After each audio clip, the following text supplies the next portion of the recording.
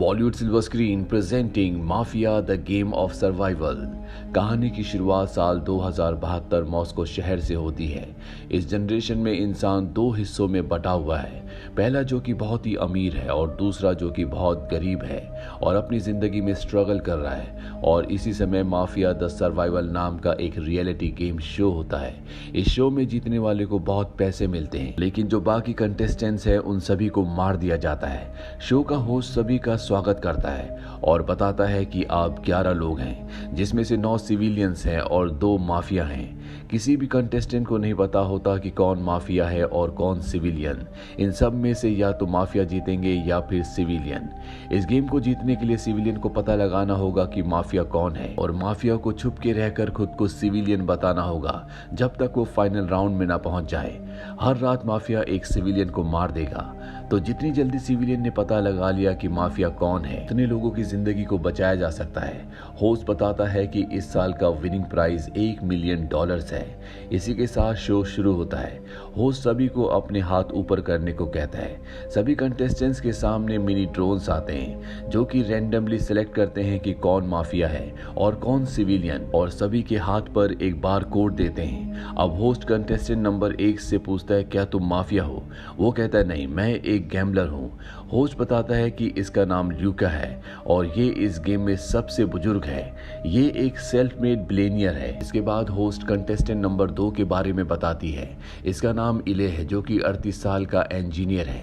इसे कैंसर की बीमारी है और इसके पास सिर्फ 3 महीने बचे हैं। इसे मरने से पहले अपनी फैमिली को फाइनेंशियली सिक्योर करना है। हालांकि इसकी वाइफ ने इसे 3 महीने अपने साथ, अपने परिवार के साथ बिताने को कहा था, पर ये इस गेम में हिस्सा लेने के लिए यहाँ तक आ गया। फिर वो कंटेस्टेंट नंबर 3 और 4 के बारे में बताता है।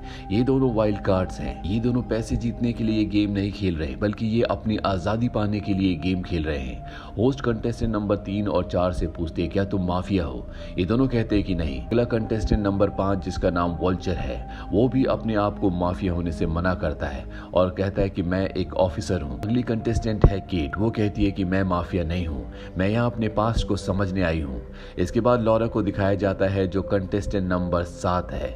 वो बताती है कि मैं अपनी पुरानी जिंदगी को वापस पाने आई हूँ, क्योंकि उसे उसके पेरेंट्स वाली जिंदगी नहीं जीनी है। इसके बाद किरिल को दिखाया जाता है। वो कहता है कि वो इस गेम को जीतने के लिए केपेबल है, इसीलिए वो यहाँ पर आया है। अब होस्ट 10 मिनट्स का टाइमर लगाता है और सभी को माफिया के लिए वोट करने को कहता है, मगर कोई कुछ समझ नहीं पाता कि इन सब में माफिया कौन है। टाइमर खत्म हो रहा है। तभी मरीन कहती है, ठीक है, मैं स्टार्ट करती हूँ, मुझे लगता है कि वो किरिल है। पीटर कहता है, ठीक है, फिर टाइम वेस्ट नहीं करते, मुझे भी किरिल ही लग रहा है। तभी मिस्टर बूचर कहते हैं, रुको, तुम दोनों एक दूसरे को जानते हो और गेम की स्ट्रेटेजी बना रहे हो। फिर होस्ट सभी को मरीन के बारे में बताता है। वो 24 साल की एक बैली डांसर है। वो 21 साल की थी तब तक उसका करियर बहुत सही चल रहा था, पर एक एक्सीडेंट की वजह से उसका सपना टूट गया। पर वो वापस से पहले की तरह अपना सपना पूरा करना चाहती है, जिसके लिए उसे ट्रीटमेंट की जरूरत है और वो ट्रीटमेंट काफी महंगा है, इसीलिए वो इस गेम में आई है। ये सुनकर मिस्टर बूचर कहते हैं कि अब हम पहले किसको चुने। सब मरीन के खिलाफ हो जाते हैं और उसी के खिलाफ वोट करते हैं, पर होस्ट बताता है कि ये एक सिविलियन है और अब उसे एक डरावनी दुनिया में ले जाया जाता है। ये दुनिया असल में रियलिटी की तरह होती है और यहाँ कंटेस्टेंट को उसके डर का सामना करना पड़ता है। मरीन का डर है बिजली गिरना, इसीलिए इस दुनिया में हर जगह उसके ऊपर बिजली गिर रही होती है। असल में तो मरीन अभी भी एक चेयर पर बैठी है, पर उसे ये सब कुछ फील हो रहा होता है। मरीन बिजली गिरने से बचते हुए एक किनारे तक आती है और नीचे समंदर होता है।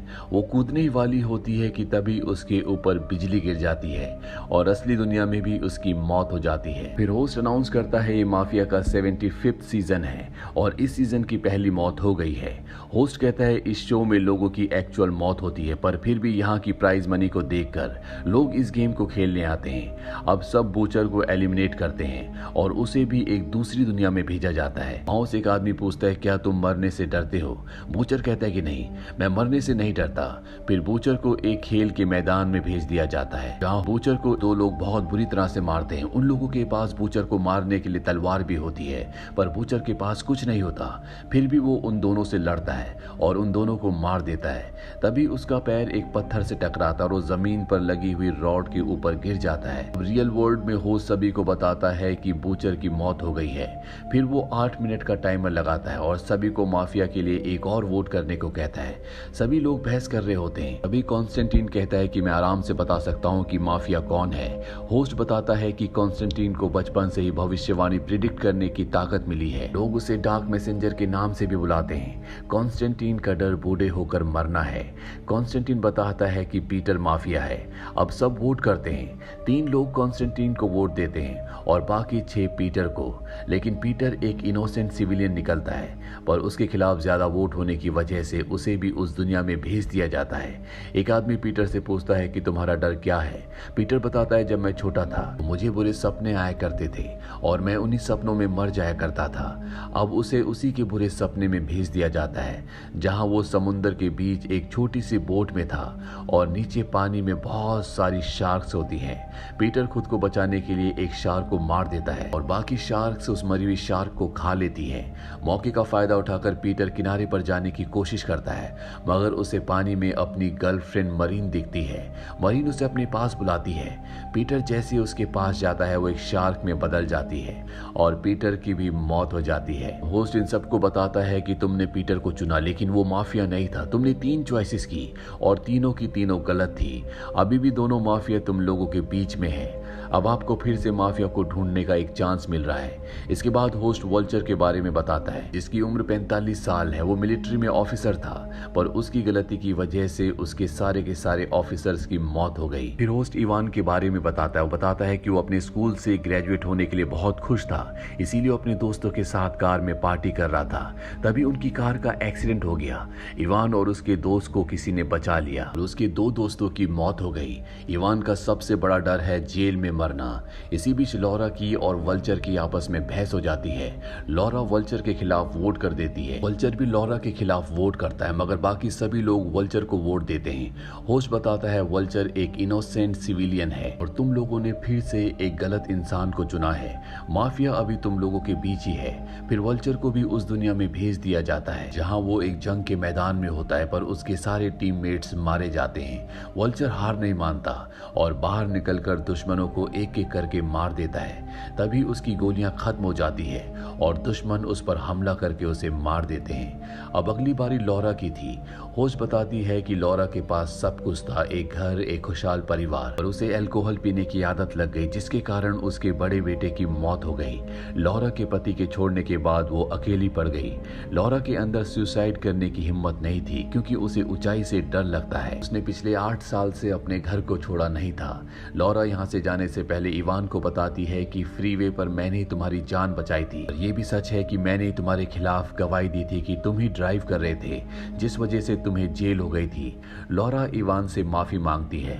फिर लॉरा को भी उस दुनिया में भेज दिया जाता है। वो एक प्लेन में थी और प्लेन तूफान की तरफ बढ़ रहा होता है। प्लेन में खराबी होने लगती है और कुछ ही देर में प्लेन के आगे का हिस्सा निकल जाता है और प्लेन क्रैश हो जाता है।